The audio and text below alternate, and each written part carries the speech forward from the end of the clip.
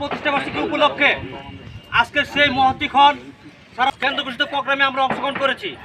আমাদের মাঝে উপস্থিত হয়েছেন বিএনপির সংগ্রামী সাধারণ সম্পাদক আসাদুল্লাহ আহমেদ দুলাল। আজকের অনুষ্ঠানের প্রধান অতিথি আমাদের সকলের মধ্যমণি অত্র এলাকার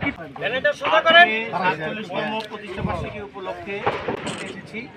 আমরা আজকের এই দিনে এই খালের নেতৃত্বে আমরা এই কর্মসূচিতে অংশগ্রহণ করব এবং ভবিষ্যতে তারেক রহমানের সরকার গঠন করার জন্য শেষ রক্ত খান, আশিরাতারা স্বেচ্ছাসেবক দলের মোহাম্মদ শাহিন ভাই, আমাদের এই অনুষ্ঠানের বিশেষ অতিথি আমাদের সকলের প্রিয় আমাদের অন্যান্য চাষি দল, কৃষক দল,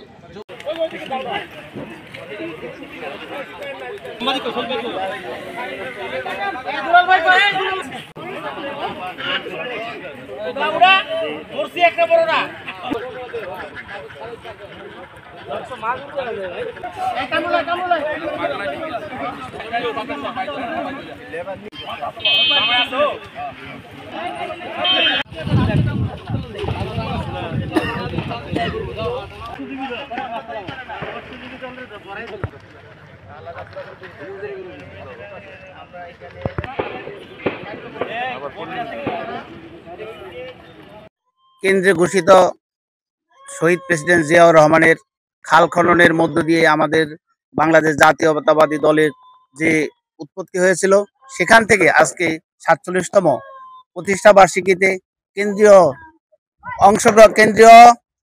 প্রোগ্রামের অংশ হিসাবে আমাদের আশুলিয়া থানার পক্ষ থেকে আমরা এই নলির পাড়ের খাল পরিষ্কারের মাধ্যমে এই কেন্দ্রীয় প্রোগ্রামের অংশ হিসাবে আমরা এই কাজটি করছি।